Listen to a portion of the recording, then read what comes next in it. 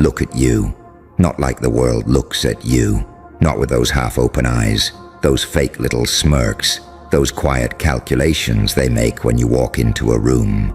No. Look at you the way the truth looks at you, cold, unblinking, exact. Because once you see it, really see it, you'll never shrink yourself again. You were never in the competition. That's the lie they sold you so you'd stay manageable. That's the lie they fed you so you'd keep doubting yourself just enough to remain useful. They told you life was a race. They told you to work harder, move faster, stay humble, be realistic, wait your turn, trust the process, keep your head down, clap for people who never would have clapped for you, and maybe one day, maybe, you'd earn your spot. Your spot? That's cute. Because the truth is, there was never a spot waiting for you. There was a whole system built to respond to what happens when somebody like you shows up. Somebody they can't predict. Somebody they can't copy without exposing themselves. Somebody they can't ignore without feeling threatened by their own reflection. You thought you were trying to keep up. Whole time, your presence was the pressure. Your existence was the disruption. Your fire was the reason everybody else started moving differently. You think it's random that people get weird when you start taking yourself seriously. You think it's random that the second you stop begging for validation, the room changes temperature. You think it's random that when you finally decide to build, focus, lock in, disappear, improve, people suddenly become concerned. No, that's not concern. That's panic with good manners. Because people are comfortable when you play small. They love that version of you, the version that laughs it off, the version that says, I'm still figuring it out, the version that downplays the talent, the presence, the intelligence, the danger in you. They can sleep next to that version of you. They can compete with that version. They can give advice to that version. They can feel safe around that version. But the moment you stop performing weakness for their comfort, different story. Now they're watching. Now they're whispering. Now they're measuring themselves against a standard they never wanted to admit existed. You. That's why some people can't even explain why you bother them. You didn't do anything to them. You didn't steal from them. You didn't lie on them. You didn't attack them. You just stood there as yourself. And somehow that was enough to make them feel unstable. Why? Because your discipline exposes their excuses. Your hunger exposes their laziness. Your self-respect exposes their desperation. Your silence exposes their noise. And your potential. That's the part that really haunts them. Because potential is terrifying when it belongs to somebody who has pain behind it. See, talent is one thing. Plenty of people are talented, but talent mixed with betrayal, talent mixed with rejection, talent mixed with nights you cried in private and still woke up dangerous the next day, talent mixed with being overlooked, underestimated, disrespected, laughed at, abandoned, doubted, and still deciding not to fold. That's not normal. That's not competition. That's the reason competition starts breathing harder. You ever notice how average people love saying, it's not that deep? Of course they do. Because depth terrifies the shallow. People who never had to rebuild themselves from the floor will never understand the look in your eyes. They'll call you intense because they've never had to survive their own mind. They'll call you too much because they've built their personality around being digestible, easy to consume, easy to control, easy to replace. But you were never built to be replaceable. That's why you've always felt out of place in spaces that reward imitation. That's why small talk drains you. That's why fake energy makes your skin crawl. That's why you can sit in a crowded room and still feel completely alone. It's not because there's something wrong with you. It's because your spirit has always known you weren't made to blend into wallpaper. You weren't made to be one more name, one more face, one more fragile little ego begging to be picked. You were made to become the reference point, the thing people use when they say, "Why can't I be more like that?" The example they secretly study, the standard they pretend not to notice while rearranging their whole life around it. And let's talk about that for a second, because some of you still don't believe it. You still think confidence means arrogance. You still think owning your power makes you selfish. You still think shrinking is humility. No, let me fix that. Shrinking is self-betrayal when you know what lives inside you. Pretending you're ordinary when you know you're dangerous is not humility. It's fear wearing a polite face. And fear is expensive. Fear will have you wasting years trying to be liked by people who are never going to choose you. Fear will have you dimming yourself for people whose whole personality is built on being less than what they could have been. Fear will have you explaining your worth to people committed to misunderstanding you because your rise makes their comfort look like failure. And the scariest part, if you keep doing that long enough, you start forgetting who you are. You start speaking softer, dreaming smaller, negotiating with your own potential. You start calling your hunger too much. You start calling your standards unrealistic. You start calling your vision delusional. But deep down, you know. You know there's something in you that doesn't belong in ordinary hands. You know there's something in you that keeps surviving things that should have broken you. You know there's something in you that refuses to die, even when your heart is tired, even when your mind is loud, even when your life looks nothing like what you prayed for.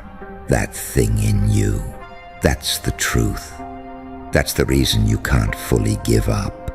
That's the reason disappointment never gets the final word with you.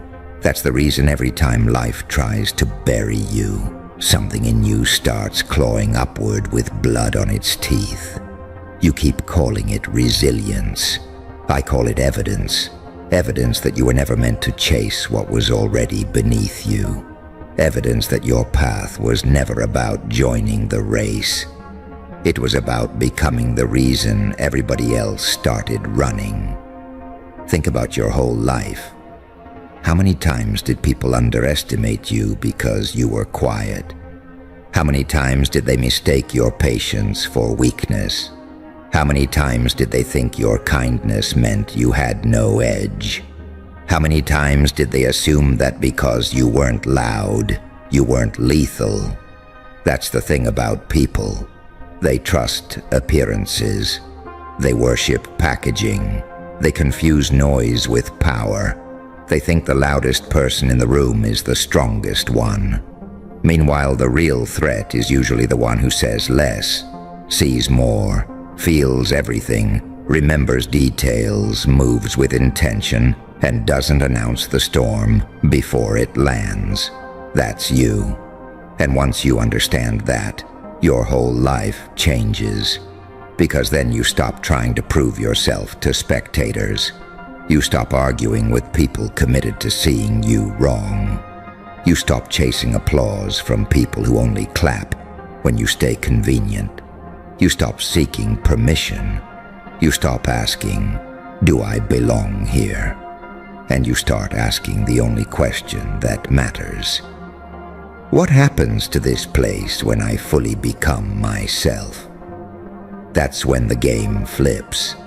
That's when your work gets sharper. That's when your habits get cleaner. That's when you stop posting every move and start building in private. That's when people can feel your shift before they can explain it. That's when your energy starts saying things your mouth doesn't have to. Because real power gets quieter as it gets stronger. Weak people announce. Powerful people arrive. Weak people flex. Powerful people build. Weak people beg to be seen. Powerful people become impossible to ignore. And I need you to hear this in a way that hits your chest, not just your ears. You're not behind. You're not late. You're not losing because the world didn't validate you fast enough. Some of you think because it hasn't happened yet, it's not happening. Wrong. Pressure comes before eruption. Isolation comes before transformation. Confusion comes before clarity. And sometimes life has to strip you of every fake attachment, every false friend, every weak habit, every shallow desire, every cheap distraction, just to show you what's actually solid in you.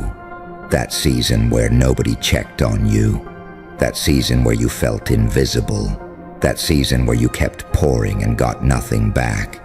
That season where you had to watch people fake support while secretly hoping you'd stall. That wasn't pointless. That was training. Training for the version of you that doesn't need constant reassurance. Training for the version of you that can sit alone without falling apart. Training for the version of you that can take a hit, read the room, adjust the plan, and still keep moving like a predator. Because let's be honest, life is not a cute little motivational quote. Life will embarrass you. Life will humble you. Life will let you love people who don't know what to do with your loyalty. Life will make you watch less disciplined people get quick results. Life will make you question yourself when you're doing everything right and still bleeding. But that's where most people break. That's where they start copying. That's where they get desperate. That's where they trade purpose for approval. That's where they become watered-down versions of themselves just to stay included. Not you, not anymore. Because now you understand something they don't. Temporary attention means nothing if it costs permanent self-respect. Cheap access means nothing if it drains your spirit. Being chosen means nothing if you had to abandon yourself to fit in the hands that chose you. No. You'd rather be alone than diluted. You'd rather be doubted than domesticated. You'd rather be misunderstood than mediocre. That's why your life is going to start changing the second you stop acting like you need the crowd to certify what God, pain, discipline, instinct, and survival have already confirmed. You're different. And I know some people hate that word, different, because they've heard it used like a consolation prize, like, you're different, and that's okay. Forget okay. You're different, and that's dangerous. Different is what shifts the culture. Different is what breaks stale patterns. Different is what walks into broken systems and makes them feel old. Different is what people mock in public and study in private. Different is what they call crazy right before it works. So stop apologizing for being the kind of person who can't settle. Stop apologizing for having standards. Stop apologizing for feeling things deeply. Stop apologizing for not being interested in fake smiles, fake love, fake networking, fake opportunities, fake friends, fake peace. You've survived too much to live fake. And that's the line right there. You have survived too much to keep playing tiny. Too much betrayal, too much disrespect, too many nights where you had to gather yourself with shaking hands and tell your soul, get up, we are not dying here. You didn't crawl through all that just to become normal.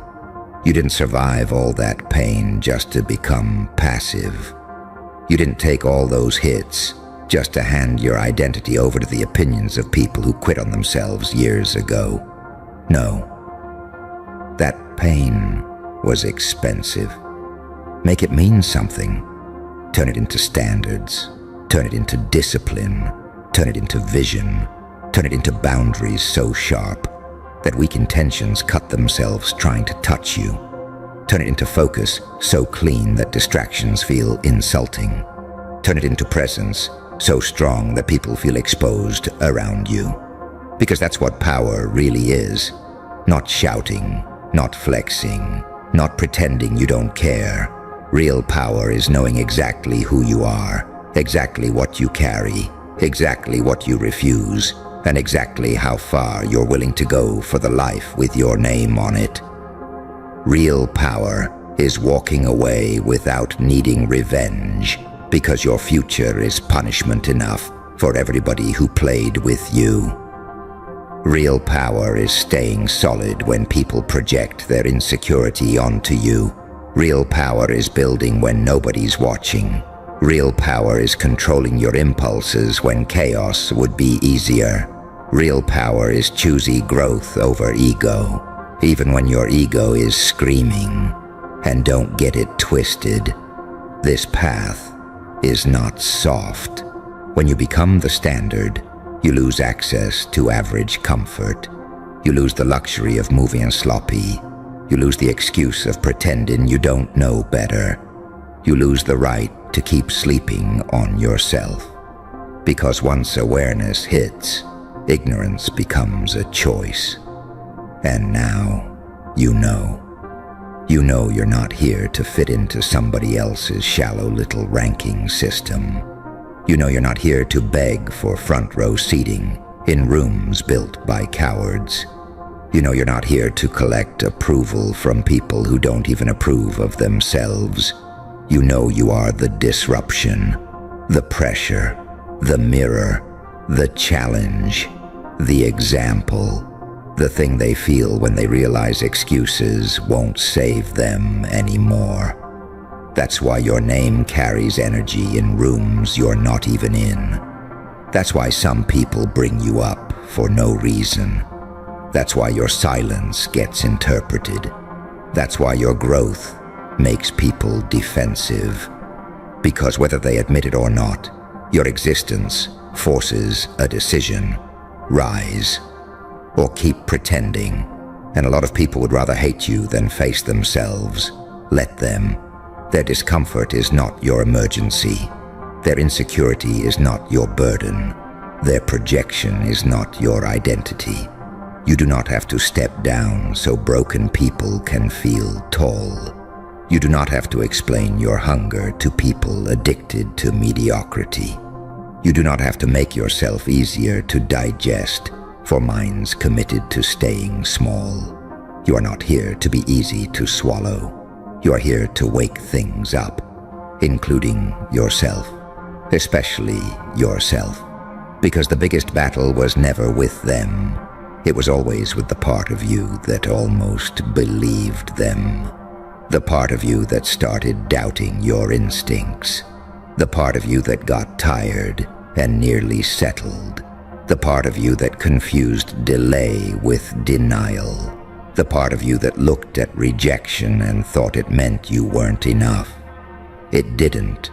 It meant the room was too small. It meant the vision was too heavy for weak hands.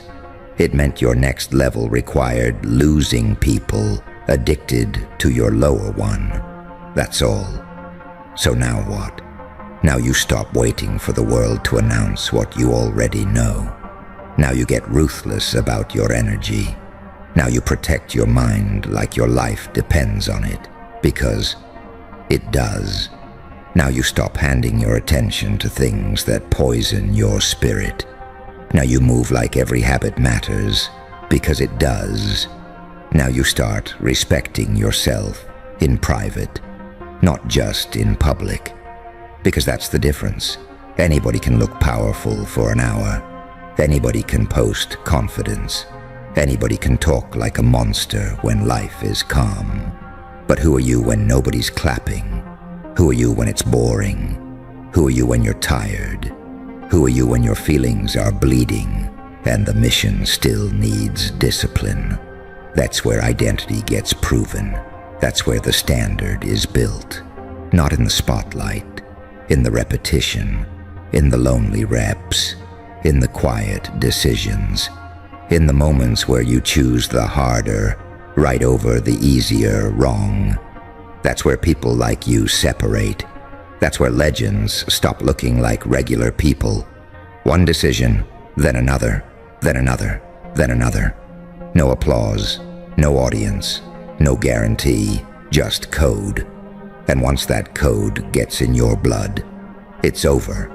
Because then nobody has to motivate you every 5 minutes. Nobody has to babysit your potential. Nobody has to remind you what you're capable of.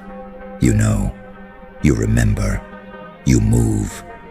And the wild part, when you finally step into that version of yourself, fully, unapologetically, relentlessly, people will say you changed.